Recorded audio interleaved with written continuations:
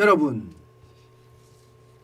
제이미 다이먼 JP 모간 체이스 회장입니다.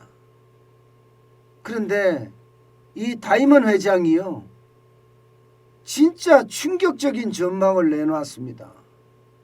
여러분, 이거 한번 보세요.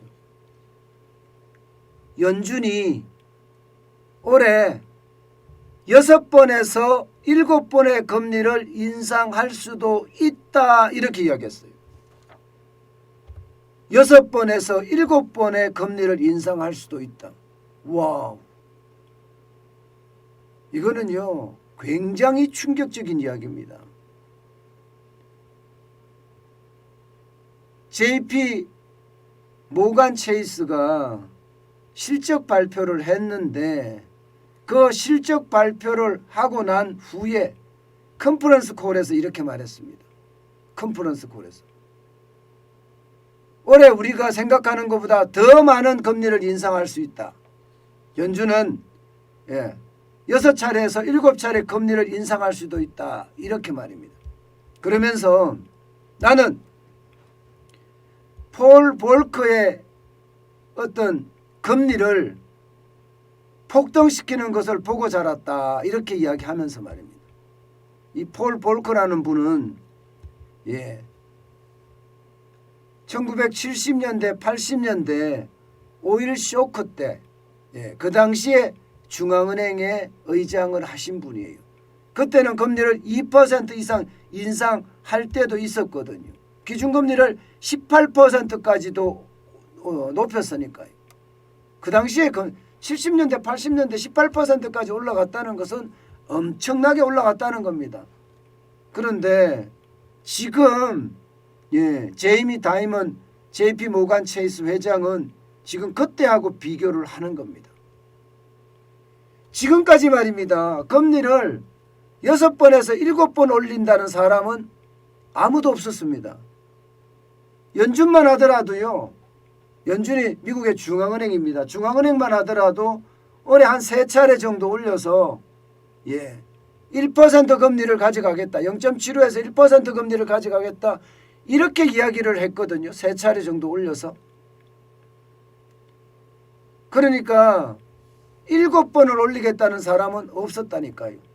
골드만삭스만 하더라도 원래 4번 정도 올린다. 4번. 연준보다는 한 번 더 많죠. 그래서 1%에서 1.25%의 어떤 금리를 가져간다, 이런 이야기인데, 만약에 6번에서 7번을 올리게 되면 말입니다, 적어도 2%까지도 간다는 이야기. 올해 금리만 2%까지도 간다는 이야기입니다. 우리는요, 여기서 도대체 사고의 준거, 우리의 사고의 판단은 어디에 둬야 되나, 사실 굉장히 고심스럽습니다.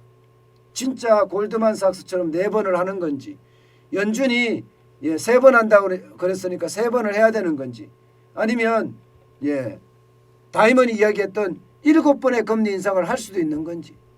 일단요, 우리가 이것을 이해할 때는 지금 미국 시장이 이만큼 혼란스럽다는 이야기예요. 그만큼 말입니다, 물가 상승의 속도가 굉장히 빠르고요. 이 물가의 상승의 속도가 정부가 제어하지 못한다고 지금 보고 있기 때문입니다. 그렇기 때문에 월가의 전문가들이고 또 금융기관들이고 지금 금리에 대한 아주 비관적인 전망을 내놓는 이유입니다. 여러분, 제이미 다이먼이라는 사람이요, 월가의 황제라고 이야기합니다. 그 정도로 금융에 대해서는요, 그 누구보다 잘 아는 사람, 심지어 말입니다, 조 바이든 정권에서 재무장관으로 발탁된다는 그런 하마평까지 나왔던 분이에요. 그렇기 때문에 이분의 말이요, 지금 6차례 7차례 6번 7번 올린다는 이야기가 아무리 생각해도 과하다, 이렇게 이야기가 될 수 있거든요. 여러분 생각을 해보세요. 한 해 동안 금리를 6번 7번 올린 애는 거의 없습니다. 최악의 경우 지금 오일 쇼크 때나 혹은 80년대 2차 오일 쇼크 때 이럴 때는 있었어도 아직까지 미국 역사에서 이렇게 많이 올린 적은 없습니다. 그래서 월가 전문가들 사이에도 무책임하게 발언한다 이런 이야기도 합니다. 그렇지만 우리가 기억해야 될 것은요. JP 모간 체이스의 회장이다. 게다가 월가의 황제다 이런 표현까지 듣는 사람. 게다가 조 바이든 행정부의 재무장관으로까지 하마평이 있었던 사람이 이렇게까지 이야기할 때는요. 우리는 그 위험에 대한 어떤 방어책 반드시 가지고 있어야 됩니다. 그만큼 말입니다. 이분은 신뢰가 깨지는 것 굉장히 충격적일 수 있거든요. 왜냐하면 6번, 7번이라는 자체가 굉장히 충격적인 숫자이기 때문에요. 그런데 자기는 이게 맞다고 보는 겁니다. 결국 말입니다. 6번, 7번이라도 신뢰가 깨지지 않는다고 믿는 겁니다. 그만큼 말입니다. 미국의 금리 인상은 굉장히 빠른 속도로 일어날 수도 있다는 이야기. 그렇게 되면요.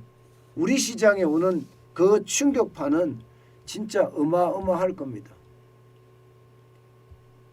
그래서 국내 전문가들 중에도 말입니다. 미국의 금리 인상이 솔직히 어떻게 갈지 모른다.